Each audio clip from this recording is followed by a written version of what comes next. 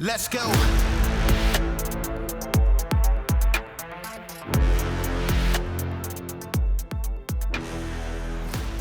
Welcome to Citizen. We got a very special guest today. Host of Informed Dissent and author of a new book, Raising Victims, The Pernicious Cycle of Critical Race Theory, Leonydus Johnson. Are you any relation to the Leonydus? Yeah, it's a distant cousin, man. This is Sparta. It's part of my blood. Yeah, I mean, kicking people in the chest is pretty fun. I'm not gonna lie. When I was in Iraq, we did that quite a bit. Yeah. Anyways, yeah. So tell us a little bit about yourself. Tell the audience who you are, where you've been, what you're doing. Yeah, well, I'm a speech language pathologist by trade. That's my day job. I have a bachelor's degree in psychology, a master's degree in speech language pathology. So that's what I do during the day. And then by night, I'm a political commentator. I have a podcast, Informed Dissent, as you mentioned. I write. I have a Substack. I do social media stuff, commentary. And I've written a book, Raising Victims, Pernicious Rise of Critical Race Theory. So I'm apparently an author now, which is kind of crazy. But yeah, so, and yeah, it was never something that I'm not really a political kind of person, or I haven't been my entire life. And it was something that was new that really, I started really putting my thoughts and ideas out there and really pushing back against the narratives that I was hearing back in the media. And then all of a sudden I turned into a political commentator. So yeah, it's weird. Kind of came out of nowhere. It's weird, like how fringe lunatics start challenging the epistemology that's existed for thousands of years, and all of a sudden people who don't give a shit about politics have to be like, well, let's slow down, guys. Let's 1 + 1 still now 2. Let's calm down. Right. So what's a speech language pathologist exactly? What do you do? Well, I work in nursing homes, so I mostly work with stroke patients, dementia patients, and I help them learn to swallow, learn to speak if they're having speech issues.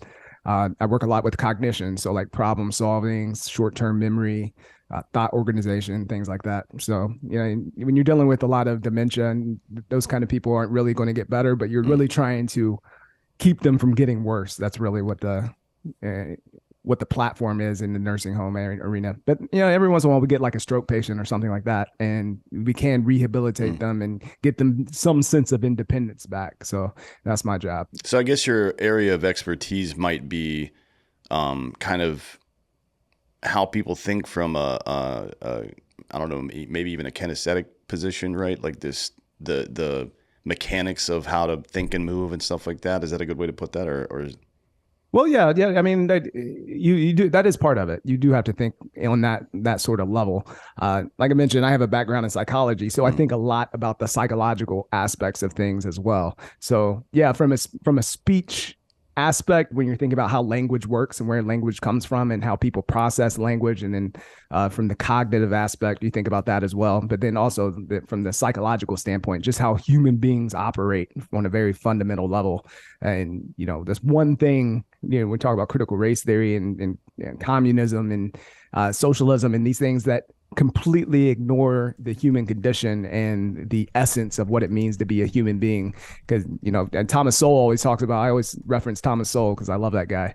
But one of the things that he references is that there's a difference between the constrained vision and the unconstrained vision. You know, you have these people who think that human beings are somehow redeemable to get to a point where we can be some kind of perfection, right? And then you have the constrained vision that it's like, no, human beings are flawed and they've always been flawed, and we have to work within this framework and do the best we can. And, you know, so communism, socialism completely ignores that and says, no, like we can make people better. We can improve the human nature somehow and ignore all thousands of years of human history and create this utopia. That's a really interesting observation. Yeah, I like that. It's like this the safetyism that we're kind of bombarded with these days is almost, it attacks humanity's ability to be flawed and recognize that they're flawed, right? And then you get the second, third order effects of that are like all the purity tests that you find in divergent political views and things like that. It's hard to gain consensus or anything like that. My buddy Chris Williamson calls it the 360-degree firing squad, right? It's like eventually You're pointing your gun at everybody Right. else, because that's what intersectionalism really is. Yeah, it has to be that. It has to. That's the logical conclusion of that. Is you can never be pure enough. No one's ever going to be pure enough. There's always going to be some other level of purity that you reach, and that's why we see these groups start to attack each other and rip each other apart. Because once they get rid of the heretics, then the only solution left is to turn on each other and continue to purify the church. And I mean, we've seen that throughout all history. But that's the logical conclusion. Yeah, it's so it inevitably becomes about something else, not a meritocracy or anything like that. It becomes about just, I mean, we call it kin selection, right? It's how we as human beings decide who we're going to consider to be our family, and that in the broader term of family to include friends, is people who we allow into our lives and respect and love and stuff like that. And Right. we set these weird parameters throughout the course of our life based on the things we've been taught, the experiences we've had, perhaps some of the failures or traumas we've experienced. It's like, well, I don't want that kind of person in my life. Like, okay, maybe that's a good idea. Maybe it's not, right? But it's Yeah. to me, it's kind of like an iteration of the is-ought fallacy, right? Like, well, life should be fair. Like, why? Why should life be fair? Things are the way they are, man. It's a really good idea to plan for the way things are. If a tidal wave is coming towards your home, it's not going to help you very much to appeal to equity and hope that things just work out, right? Right. Yeah. And, that's one of the through lines of progressivism and progressive thought, is that we need this sense that life needs to be fair. Everything needs to be equal. Everybody has to have equal outcomes. And we have the power to manipulate things in order to achieve that. And it's just not true. It's not true at all. And, one of the things I talk about in the book is the difference between having an internal and external locus of control. And you have an internal locus of control. You believe that you have power over your life and that you control what the things that happen to you largely. Even if you're out of if something happens to you that you can't control, you still have the power to control how you respond to it. Whereas an external locus of control, you don't have control over your life at all. Somebody else has the will and they're shaping your destiny. The system is operating on you. And what we see a lot of times in these ideologies is that external locus of control, this idea that the external world, the external system is acting on us and controlling our outcomes and controlling our destiny. And what we need to do in order to improve outcomes and make things more fair, make things more equal, is to manipulate the system, to tear down the foundation, these structures in our society, and they rebuild them from the ground up in some utopian vision so that things will be more equal. And it's such a fallacious way of looking at the world, and it only leads to more inequity and more inequality and more destruction. And yeah, that it's hard to get people to see that sometimes. Yeah. Why do you think it is? Why do you think people are drawn to things like communism, socialism, collectivism, despite the centuries of proof that they suck? You know what I mean? It just doesn't work. There's like this suspension of disbelief where people are like, well, it just hasn't been tried in the appropriate way yet. I'm like, all right, maybe, right? That's like saying nobody's ever gotten a drunk toddler to drive a fucking piece of heavy machinery in the correct way, right? It just seems like a fundamentally Right. flawed premise in the beginning. And I'm not sure if even a perfect execution of it would be appropriate. You know what I mean? Right. Yeah. I mean, even like you said, a perfect execution of it would not even be ethical on its face, even if you could accomplish it. But I think imagery wise, you look at an image of a suffering child or something like that, and it impacts you on a visceral level, right? And you feel like you have to do something about that. And I think communism and socialism do that to people. You have this image of equality and, well, the image of suffering first, and all of this stuff that happens. It's like the media puts forth narratives that Black people are being murdered by police officers, and that impacts people on a visceral level, and so they feel like they need to do something. They feel like they need to appeal to the government, appeal to some policy or something in order to cure that injustice, and so they go to things that sound good, that give them that emotional satisfaction. And again, I'm going to I'm going to appeal to Thomas Sowell because like he's so good on this stuff. But one of the things he says is that there's so many issues that are misunderstood, and it's not because the issues are complex, but it's because that they don't give people the emotional satisfaction. They don't give people a villain to hate. They don't give people a hero to cheer. So people want that. They want that conflict, and they want to be able to hone in and say, this is the villain. We're going to fight the villain, and this is the hero. We're going to celebrate the hero. And so it gives people that emotional satisfaction. So I think that has a lot to do. I think it's more emotional reasoning. I think people just see the equality and the idea of equality and the idea of fairness on paper, the idea of justice in that sense on paper. And to achieve that, they think that they can do that through the government, through expanding government power and through force. And it's just, and what you said, like, again, we look at history and all the times that it failed, what you pointed out, people just, they ignore it because, I mean, it completely cancels out the premise. So it has to be false, right? Like that can't be what we're talking about here, because what I think now is emotionally valid. And in order for it to be emotionally valid, then the other stuff needs to be invalid. And so that can't be real communism. It can't be real socialism. Sure. So it's a coping mechanism. Yeah. Yeah. It's, I mean, honestly, it's pretty simple. Any kind of utopian society requires 100% buy-in, right?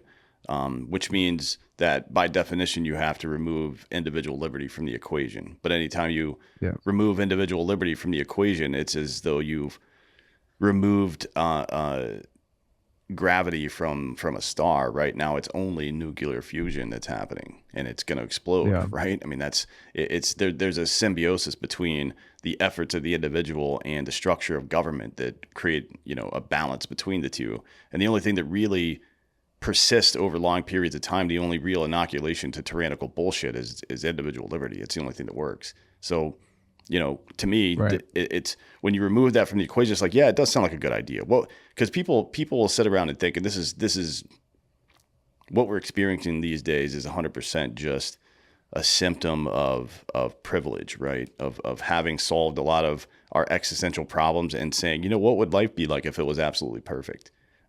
What exactly is the utility in even asking that question? You know what I mean? Because we've never defined life. There's no form of life anywhere in the universe that we're aware of that defines itself by perfection. It's chaos, right? I mean, it's just the three laws of thermodynamics would tell you that. Yeah.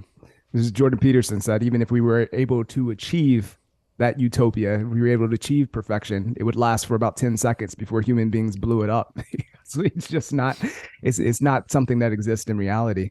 And, the idea that we can achieve, that we can even get close to reality by eliminating liberty, it's outrageous. And one of the things Milton Friedman said was that, if you want more equality, then the best way to do that is through more liberty.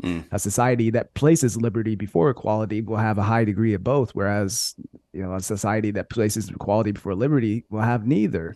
And it's what you said. The more you try to control it, the more you pull liberty away and out of the equation, then the less that you have to treat people unequally. You have to. And that's the biggest problem with equity and those sort of initiatives when you're trying to achieve these equality of outcomes. That the only way that you can do that is through force and treating people unequally, treating people as if they're different, and the discrimination has to be discrimination in order to achieve. And we see that, and through every equity initiative there is blatant, justified, rationalized discrimination, and it has to be that. And you only end up by equalizing people at the bottom, and we see that throughout communist societies all throughout history. It never lifts people up, tears people down. Certainly, every time. You ultimately end up in a caste system of some sort when that's the case. Yeah, the push towards equity, equality has some truly ironic results. And, like Columbia University announced today that they're going to eliminate SAT and SAT scores from their entry requirements for undergraduates. Like, all right, cool, man. You can do whatever you want. But the reason that these standardized tests were invented in the first place were to address low income, I guess low frequency schools in America, because how do you look at somebody that went to a shitty school and tell what their potential is versus somebody that went to a good school and got everything right? One of them is to come up with a standardized test that takes all of that out of account, and it's just about your ability to process, right? I mean, and now they're gone, so they're going to remove that, and then what? You know what I mean? I'm not sure exactly how do you maintain quality. Columbia is an Ivy League university, so I don't understand how you go to your board, and I am based on I could look it up. I'm sure I can get close though. It's their endowment's probably somewhere in the 20 billion range if I had to guess, because Harvard, Princeton, they're all in about the 30 billion range. How do you go to you to your board like that and say, you know what, we're going to make sure that the name Columbia University on a degree doesn't mean anything anymore? I you have to think there will be blowback eventually, and you see that already from schools who have been doing that for a long time, HBCUs specifically, that have had very lenient admission standards, and their graduation rates are in the teens at the highest. There's one school, and I'm forgetting the name of it now, but that their graduation rate was like 5%. So like, you're not setting anybody up for success. Like, who are you helping? That's the question. Like, who's being helped by this? Like, you're boosting your numbers, I guess, and you're giving yourself this sort of virtue signaling, you give yourself virtue points, where those sort of things are rewarded and incentivized. I suppose that Columbia would be okay with that, but on the other end, yeah, like, what happens to quality? What happens when your graduation rate drops and the kids that you're admitting can't keep up with the coursework? Then the only solution, like, in order to keep up the facade, which we see this in public schools already, the way to keep up the facade is to lower the standards in the classroom itself, is to lower the grading standards, and to get rid of testing and get rid of grades, get rid of testing in the classroom. Lower the standards in certain classes. So yeah, eventually that degree, what's going to happen in society, people are going to look at that degree and they're going to say, okay, you went to that school where they have these lowered standards and diversity initiatives, so therefore you're not going to be taken as seriously. And so nobody's helped. And nobody thinks that, again, second, third order effects. Nobody thinks along those lines. It's only the short-term emotional satisfaction of the current moment. Like, look how virtuous we are. Look how good we're helping people. This is amazing. And not even taking into account, like, you have a kid that could do well at a lower level university, and you admit them to a higher level university where the coursework is something that they can't keep up with. How are you helping that student? They would have been much better served to go to a different school where they would have fit better, rather than let them get in on lower standards to this school and then end up flunking out or whatever. I mean, it's outrageous. Yeah, so, it doesn't. To me, it feels kind of like the subprime mortgage thing, where banks and lenders in America decided they wanted to broaden their customer base even to people that didn't necessarily qualify for the product, and with the expectation that if things went wrong, the government would bail them out. And that's exactly what's happening, right? All of these, it's no secret, or I'm sorry, it's no surprise rather that people in academia are lobbying for student loans to be, for quote unquote, forgiven, whatever that means. But if you put somebody into an institution like this that's unequipped or unprepared for it, that they can fail out, and maybe you suffer from that as an institution. But do you really, when you have a $20 billion endowment? Maybe a little bit, but over time it'll probably regulate itself. But the individual student who's now, for a place like Columbia, 100,000 plus in debt, right? With nothing to show for it, not even the degree, because they weren't able to accomplish it. Now you're creating subprime mortgage lenders who are borrowers who they got to live in the house for a little while and live that dream, and now they're fucked for 7 years at a minimum, right? That's a good analogy. I like that one.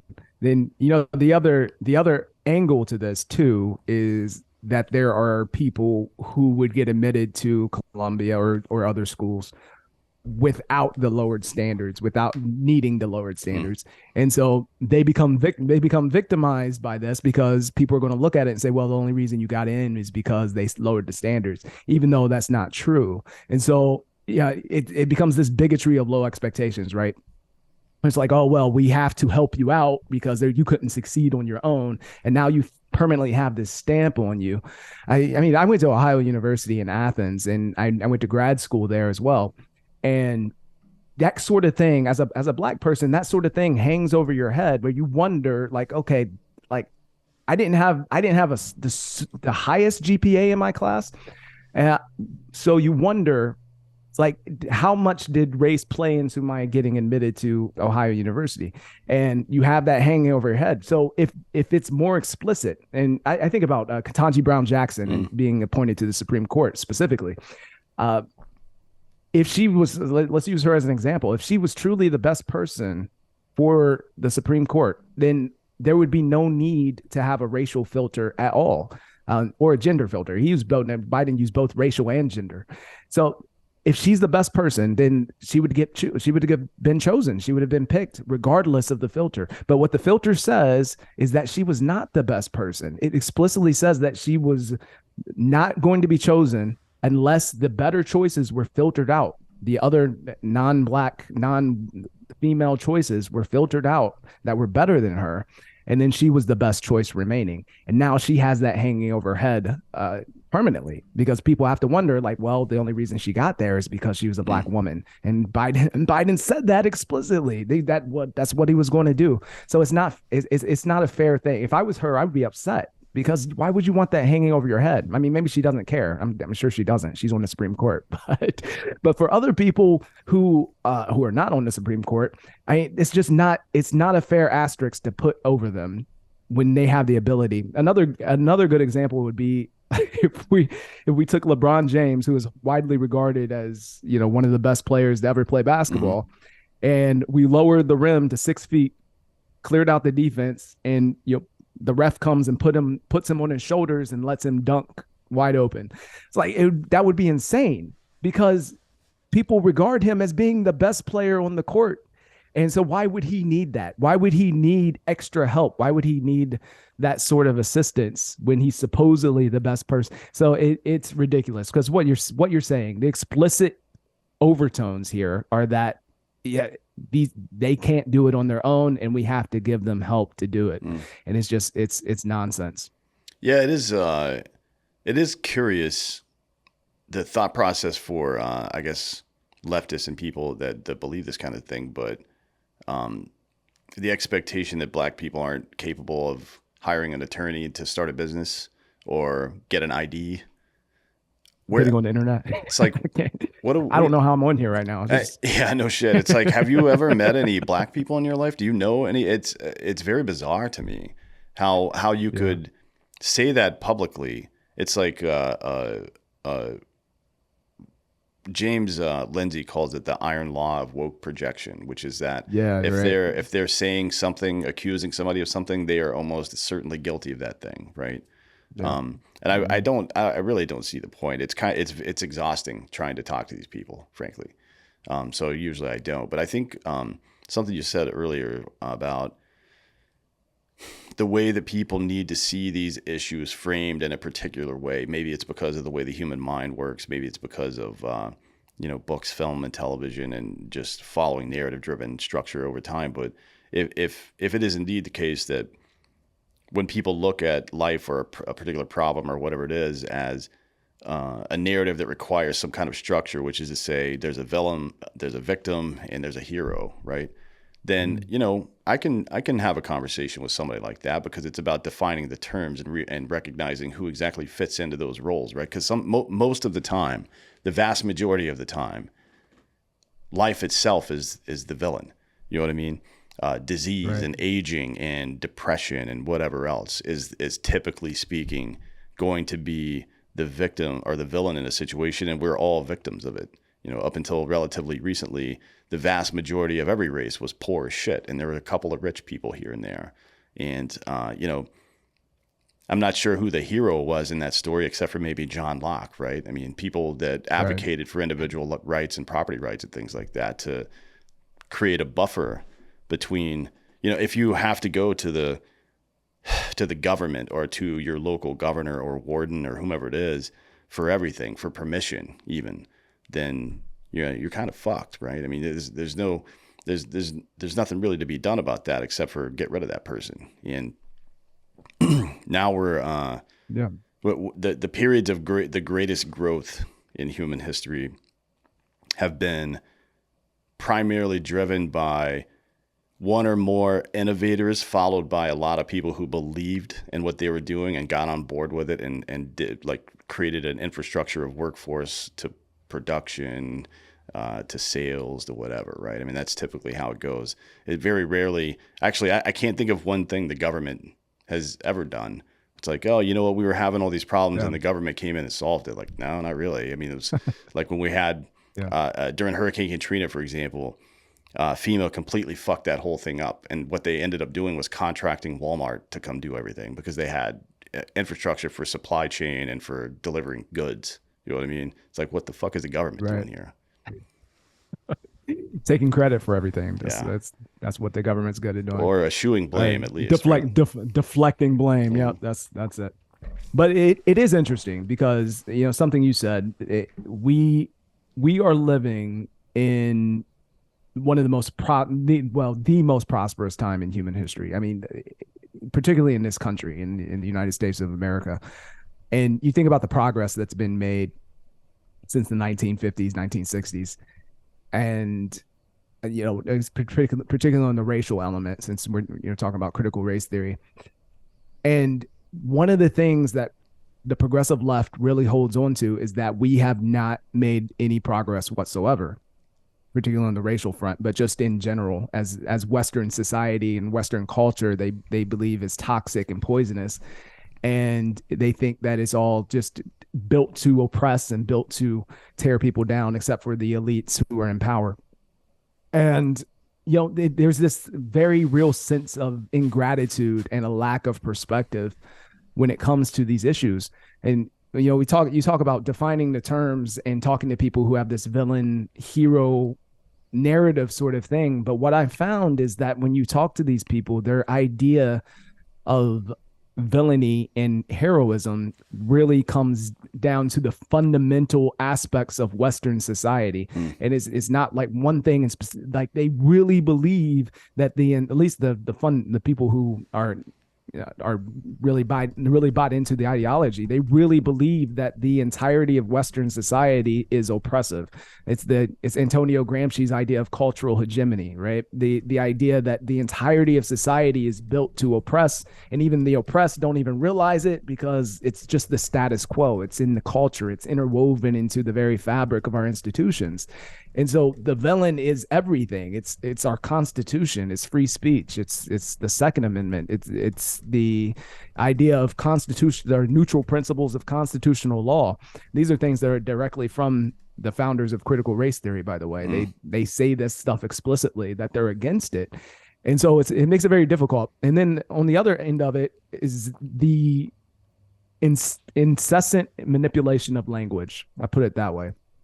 So words don't mean what they should mean on the progressive left, and you're very familiar with that. Sure. But so when you talk about words that like compassion or empathy or justice, even, I mean, those words don't mean what we would think that they would mean, what most people think they mean. They mean bow down to the progressive ideology. They mean capitulate and really embrace the progressive mantra and the progressive dogma. And a lot of people don't recognize that. So you get a phrase like Black Lives Matter, and most people would say, yeah, of course, Black Lives Matter. Of course, Black Lives Matter.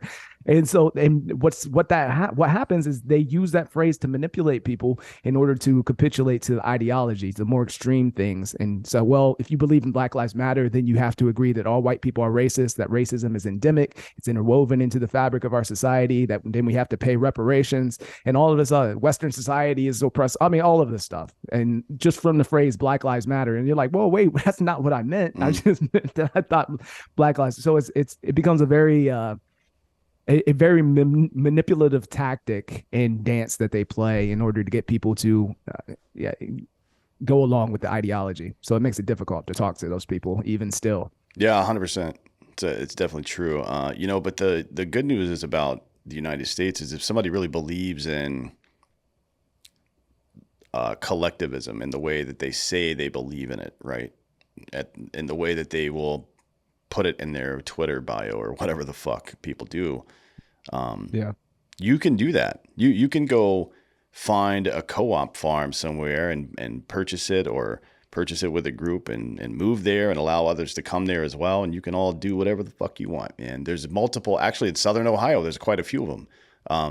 One of my friends used to live down there. I can't remember the name of it, but there's like an old hippie commune down there that she lived in growing up. And I think Chappelle moved back down towards one of those when he moved back to the States. It's like, you can do that. You have that power in this country. Nobody's stopping you from doing that. As a matter of fact, nobody can stop you from doing that here for the most part. So I don't think that it's that people want something that they can't have, which is this just versus unjust argument that we hear a lot. It's what they want, something that they don't have to work for, right? That they don't have to be responsible for. And that's the way a child behaves. You know what I mean? This is all very sophomoric, all of these ideologies.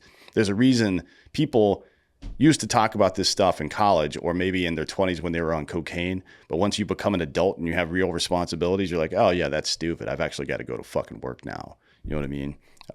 So I agreed that there's a lot of delusion that it's hard to bypass. And, when people start messing around with language, that's where anytime, no matter who it is, like the Republicans did it as well in the mid 90s, this guy, Frank Luntz, I don't know if you're familiar with him, but he's a Republican communications consultant. And he was big with Newt Gingrich once he becomes Speaker of the House to turn the word liberal into a fucking insult, right? And I think that was one of the first shots across the bow that kind of got us into the position we're in today, which is to say Republicans went so hard against quote unquote evil liberals or whatever, or whatever, however you want to phrase that.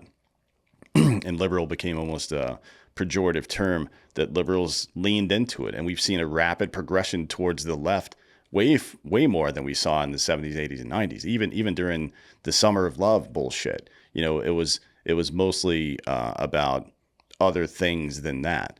And now we see it's just getting crazy, right? And I think we look. I'm not blaming Frank Luntz for all the problems in America right now. I'm just saying that anytime anybody starts to manipulate language, that becomes really problematic, and you should be deeply suspicious of that person because they have an agenda.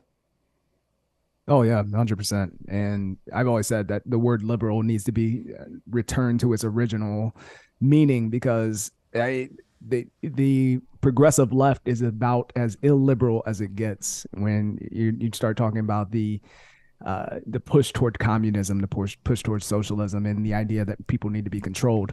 Which actually brings me to my next point, that the idea that people can go, and I think you're right, people do have the freedom to go do this on their own. If they want to create a commune and go somewhere and share resources, go do that. That's fine. But that's not what they want.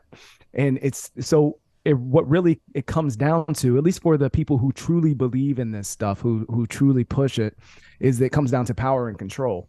And they use things like race and gender and sexuality and these emotional manipulative issues in order to exert power and control, or to gain power and control for themselves.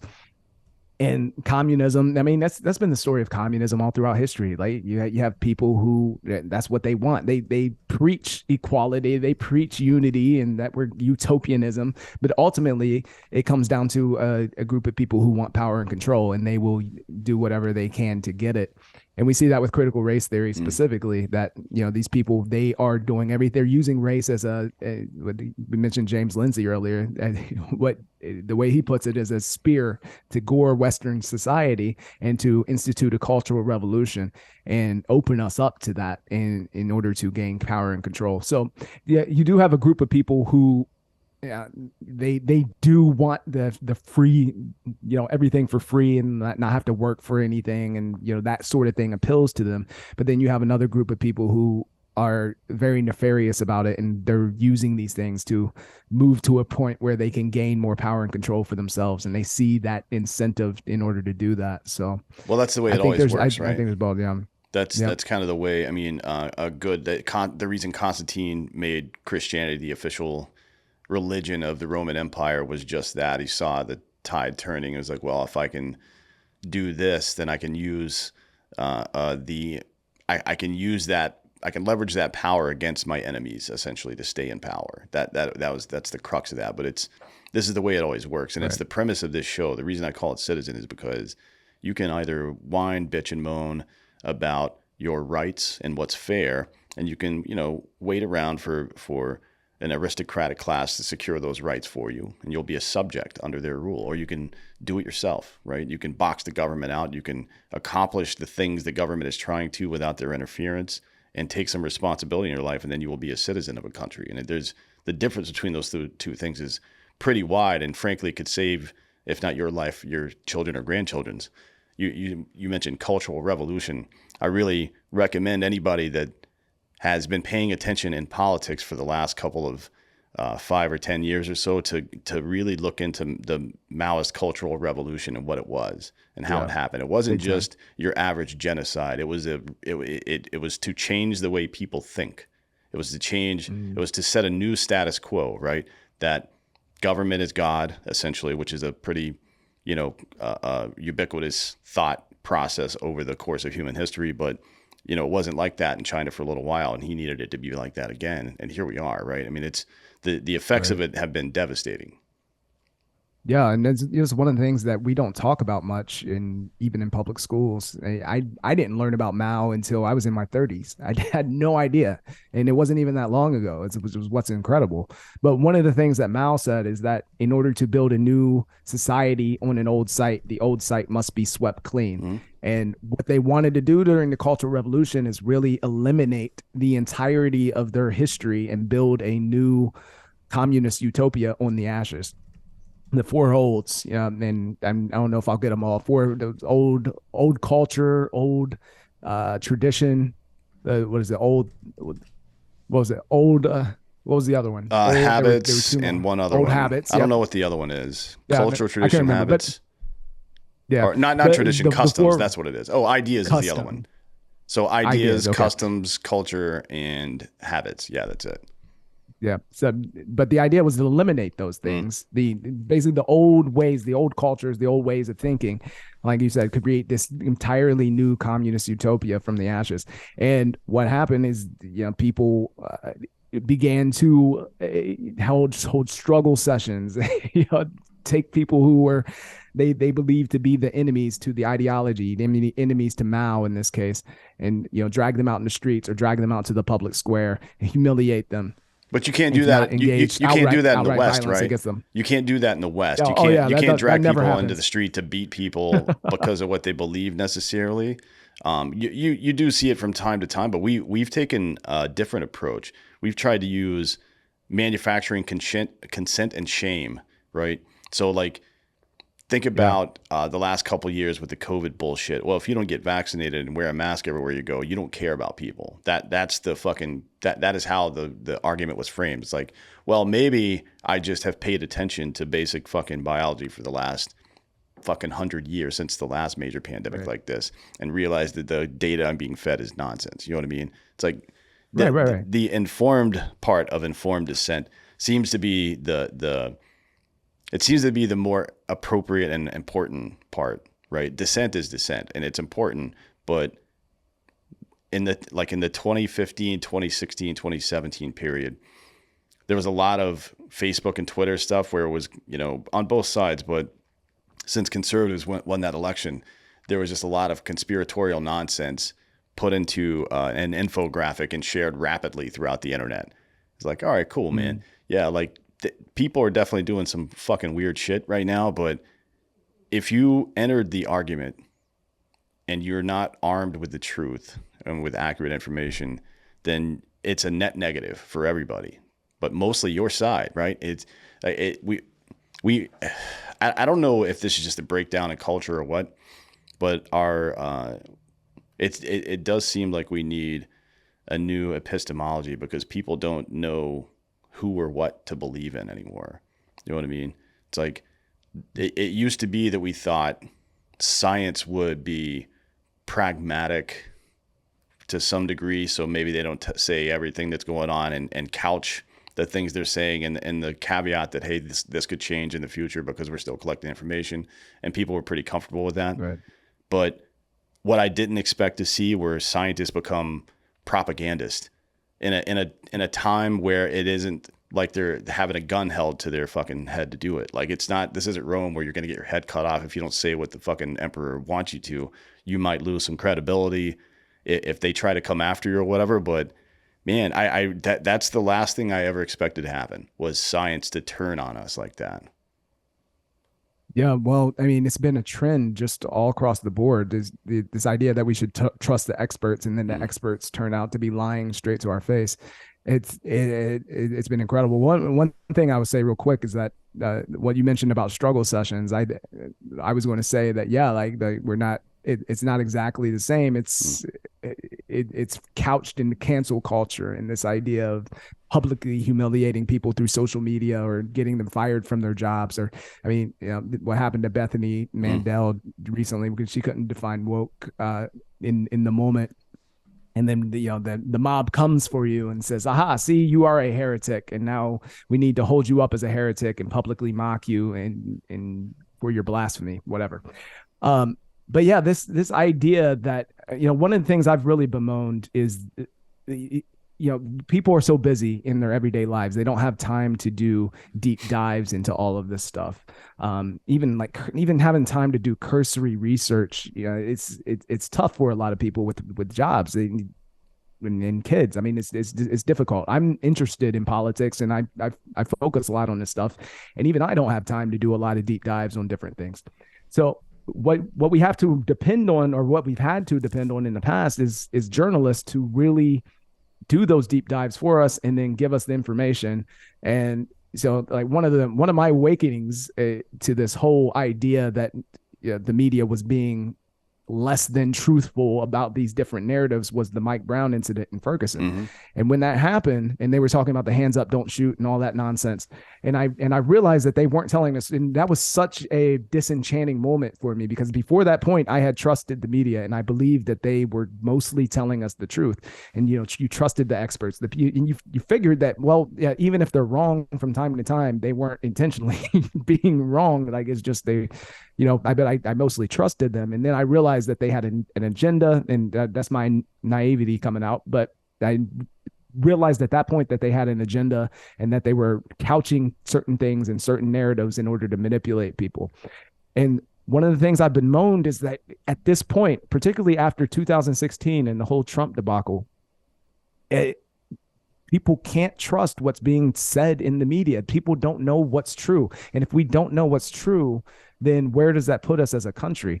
Like, if we can't trust our elections, if we can't trust scientists to tell us the truth, if we can't trust the media to give us proper perspective about things, then who can we trust? And how do we know what is fact from fiction? And that's a real problem to be. That's a real bad place to be in for the country, if people don't really. And that's where conspiracy theories come from. So you can't really blame people for coming up with their own ideas about what's happening, because the media has been very adamant about lying to people. Or the people in charge have been very adamant about lying to people.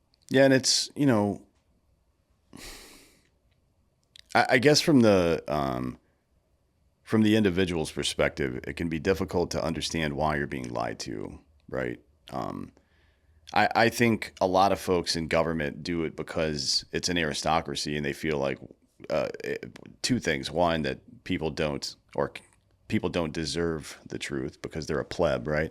Or it's because these people just don't see the full picture. So it's a nanny state thing, right? Like they don't understand. It's the same reason that the church historically kept Bible in Latin until 1511, right? So people had to come to the state to access God.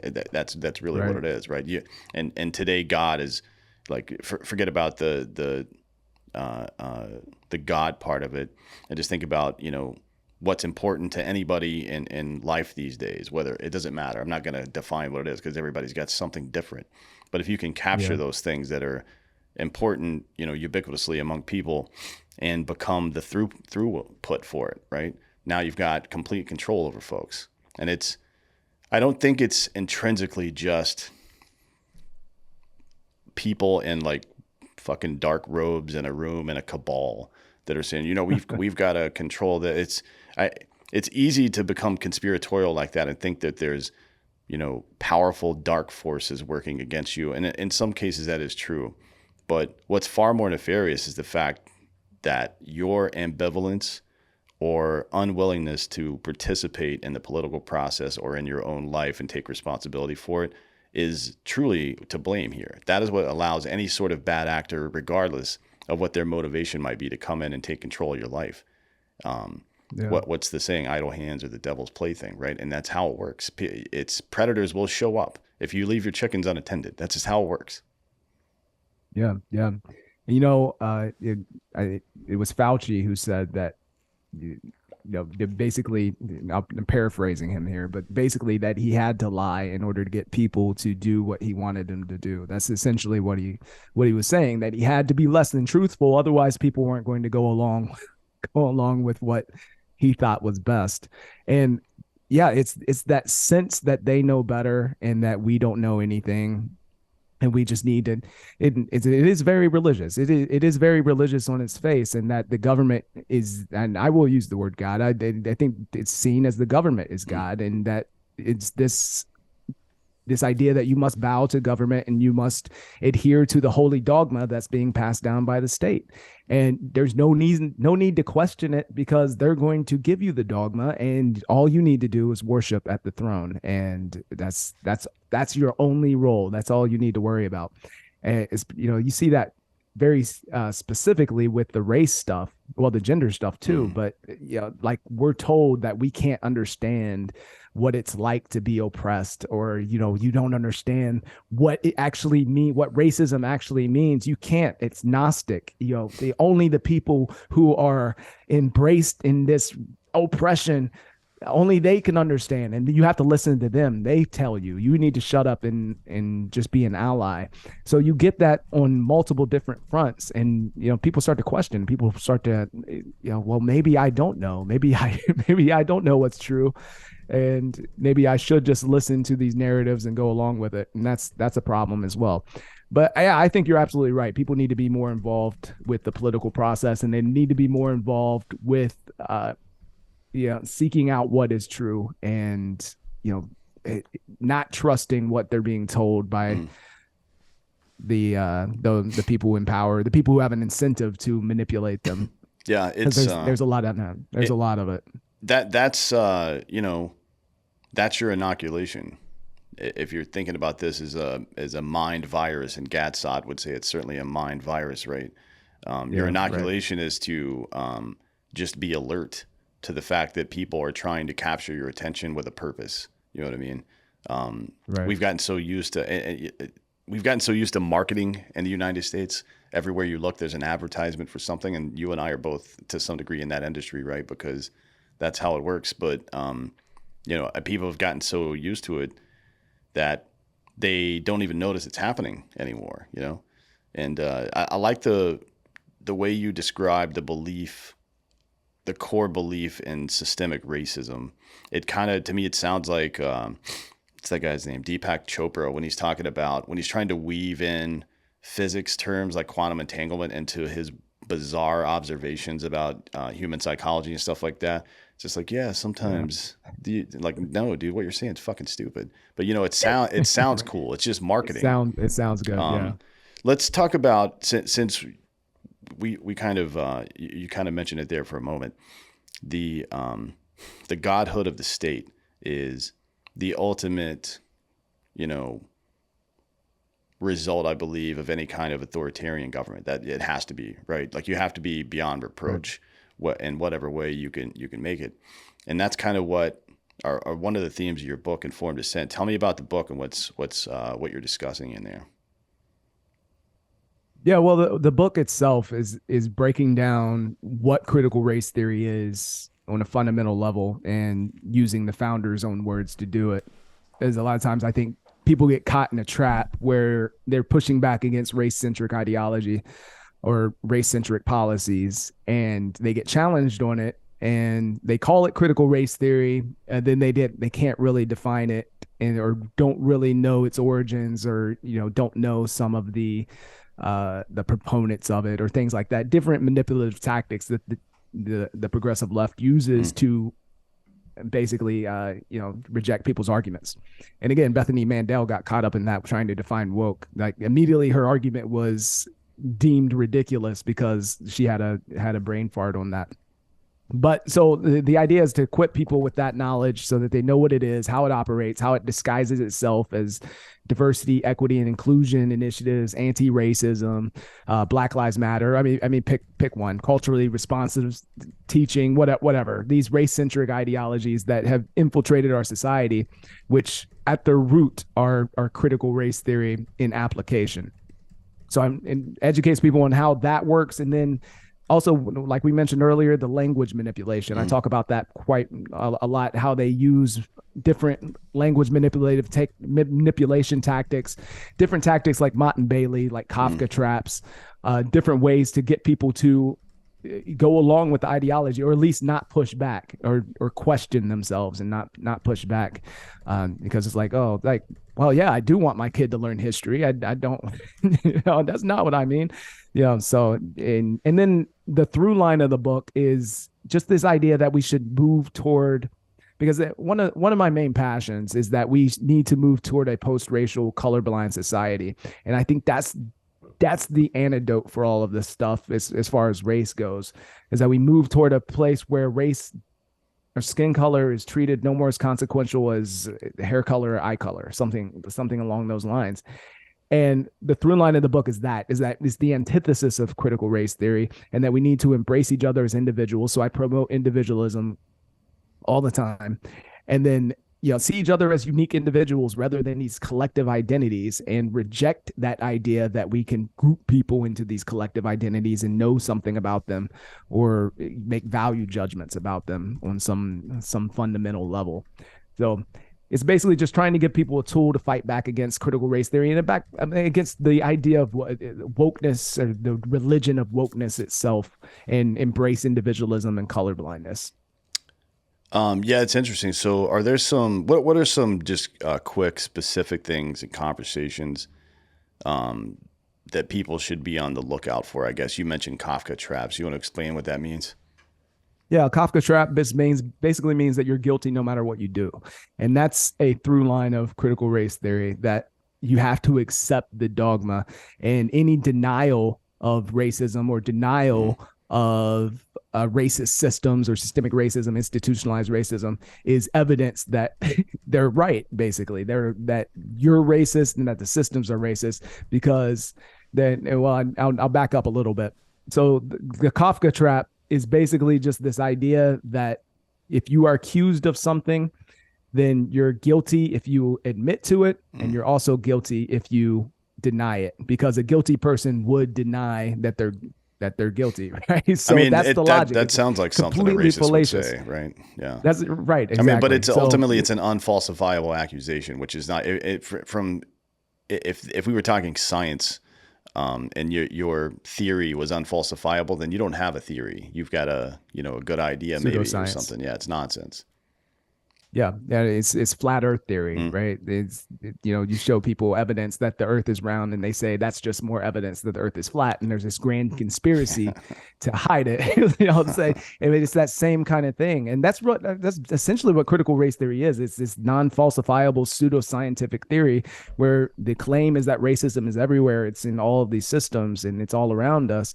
And anything that opposes it, or anything that contradicts it, is just further evidence that the racism is hidden in the system and perpetuating these ideas. So yeah, one thing Ibram X. Kendi said, that denial is the heartbeat of racism. So this is not something that is just that some fringe person somewhere is accuse somebody of racism. Like, these are the main proponents of these ideologies that are pushing this stuff.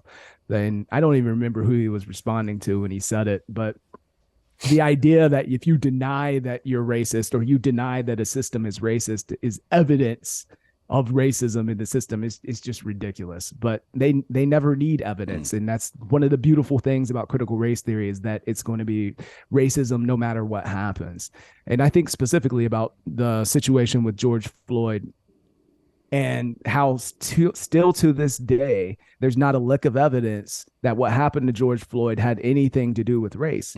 But just the fact that it happened, and it involved a white police officer and a black suspect, just those facts alone are enough to say that, yes, this is evidence of systemic racism. It's evidence that black people suffer under in this case, under the knees of police officers. And we have to accept that as a foregone conclusion without any challenge whatsoever. And any opposition to that will just be seen as white supremacy, like in my case, internalized white supremacy, apparently. But another good example is those 5 police officers in Memphis that killed the black guy. That was seen as an example of white supremacy. And it has to be that for them, because everything serves as an example of white supremacy, even things that go against the narrative and seem to contradict it. Even things that don't involve a single white person, which is interesting, right? Even things that don't involve just... Yeah, Kyle Rittenhouse is another case, which didn't involve a single black person, but somehow that's also evidence of white supremacy.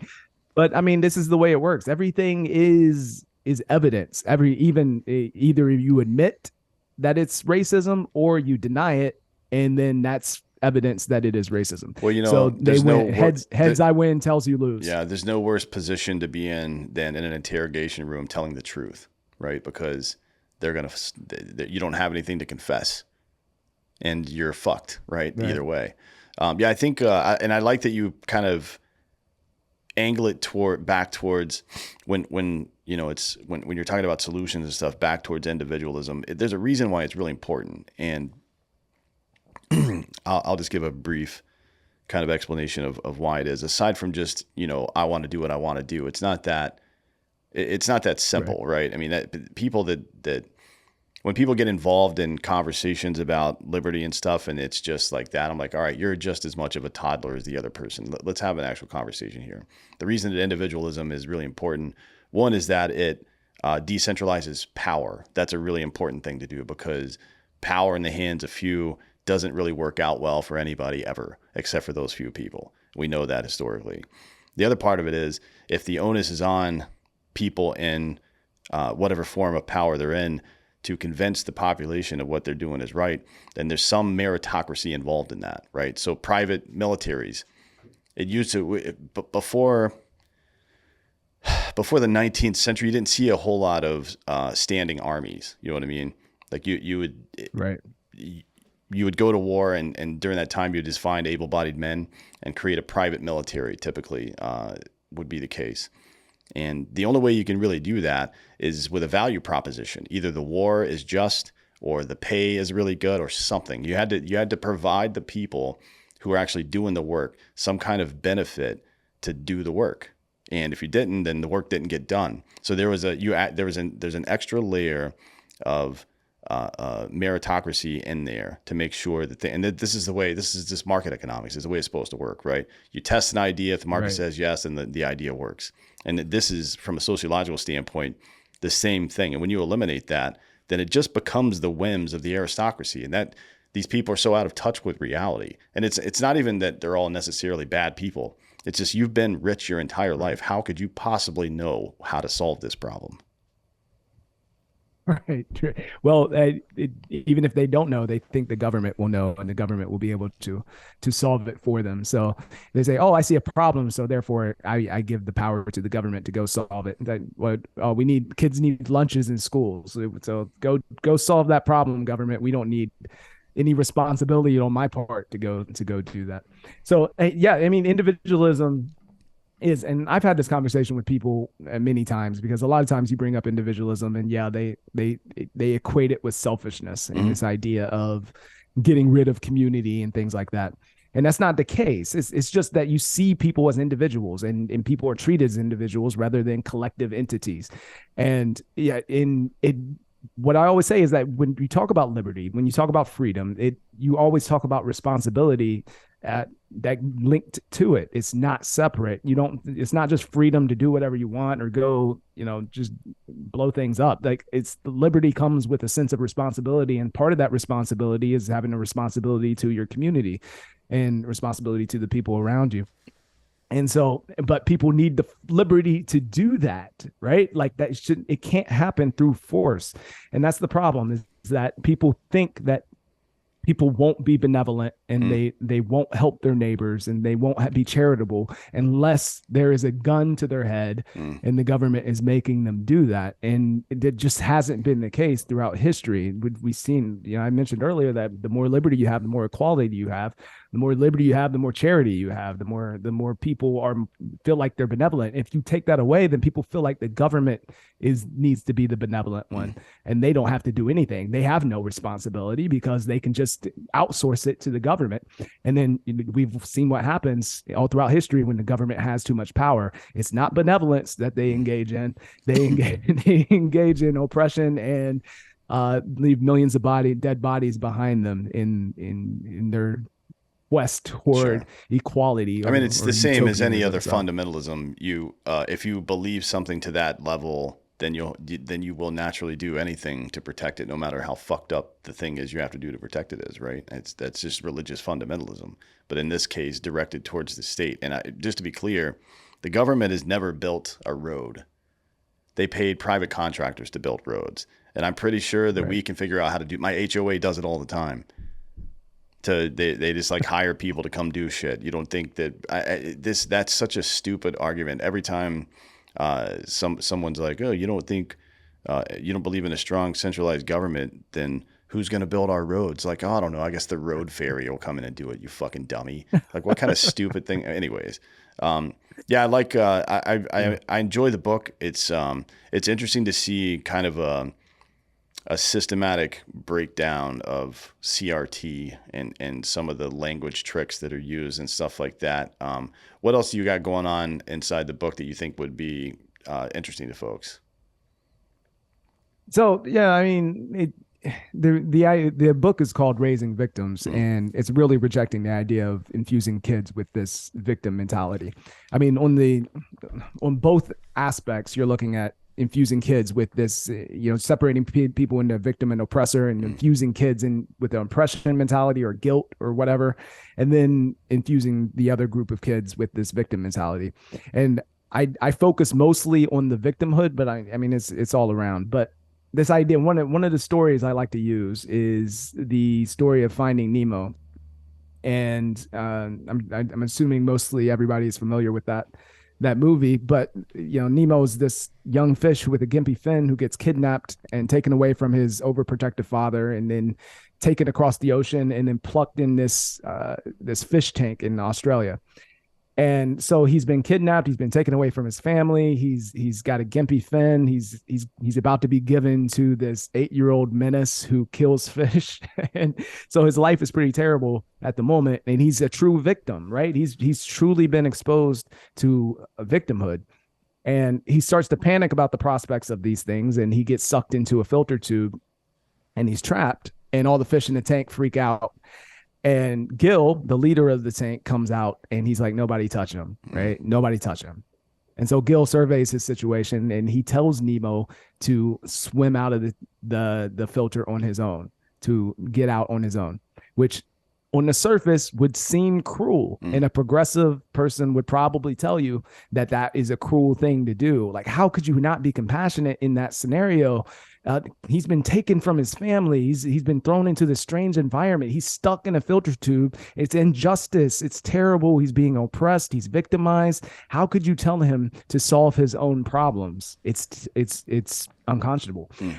But Gil recognized, and this is the point that I made in the book, is that Gil recognized that Nemo needed inner strength and inner fortitude. He needed that internal locus of control, and to know that he was strong enough to overcome adversity and overcome obstacles. So even in the face of real adversity, Gil recognized that Nemo needed to do it on his own so that he could have that ability and have that strength, that inner strength. And Nemo did it. He swam out and he escaped, and he recognized that, he was surprised. He's like, oh, look, like, I can't believe I did it. And because of that, he was able to save his friend Dory and save a bunch of fish later on in the film. And I love that depiction because it shows what we should be teaching our children. That even in the face of true adversity, we need to teach them that they're strong and resilient, and that they have fortitude, and that they can overcome obstacles. And so even when they're faced with things that are out of their control, even when they're faced with a situation that they didn't put themselves in specifically, they have the power to overcome it and get through it. Instead of teaching them that they're helpless and teaching them anger and resentment. Gil could have done that. Gil could have told Nemo that he should feel victimized, that he should feel oppressed. It's not fair. The tank is oppressing you. Nobody else is stuck in the filter. Maybe everybody else should have a gimpy fin. We need to make everybody else gimpy so that you feel a sense of justice. And none of that would have helped him out of the filter tube. None of that would have benefited Nemo at all. So that's the point that I made in the book, that it's like, even in the face of the true struggles, even in the face of true adversity and true obstacles, kids need to be taught not to be victims, but to be victors, that they need to be resilient and strengthened, that they can overcome obstacles. And so if that's true in the face of true obstacles and true adversity, how much more so when it's contrived? So, yeah, certainly. I mean, the old teach a man to fish thing, which is at minimum 2,000 years old, but more likely 3,500-year-old wisdom.